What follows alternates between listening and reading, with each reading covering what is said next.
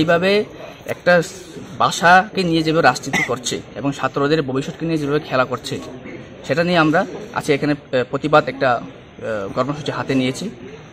আপনারা জানেন কিছুদিন আগে আমাদের টিবিএসসির চেয়ারম্যান উনি একটা স্টেটমেন্ট দিয়েছিল যে একটা ছাত্রদেরকে উপরে একটা হরফ দিয়ে চাপিয়ে দেওয়া হয়েছিল।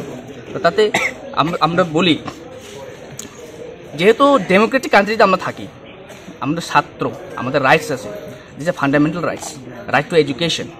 আমরা যেহেতু আমাদের ভাষা, আমরা যেই সাবজেক্ট নিয়ে পড়াশোনা করছি, আমাদের অধিকার আছে যে আমরা কোন হরফ নিয়ে কোন স্ক্রিপ্টে আমরা এক্সামে বসবো, কোন স্ক্রিপ্ট নিয়ে আমরা পড়াশোনা করবো, এটা আমাদের উপর দায়িত্ব, ছেড়ে দিন না। তো তাতে দেখা যাচ্ছে যে টিবিএসসি এবং ত্রিপুরা সরকার ওটাকে নিয়ে যেভাবে খেলাধুলা করছে, যে সেটা মনে হচ্ছে ছাত্রদের ভবিষ্যৎ নিয়ে খেলাখেলি করছে।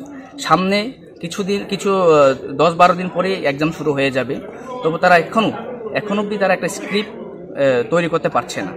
তো এটাই বলতে চাই যে সরকার এখন অবধি ঘুমিয়ে আছে।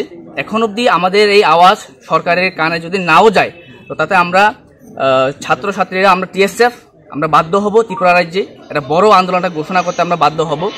এই ধরনের ঘটনা আমরা ধিক্কার জানাই, প্রতিবাদ জানাই যে সরকার এখন অবধি ছাত্রদের ভবিষ্যৎ নিয়ে খেলাখেলি করছে। তাতে একজন ছাত্র নয়, হাজার হাজার ছাত্র এখানে ভবিষ্যৎ নিয়ে ওরা খেলাখেলি করছে।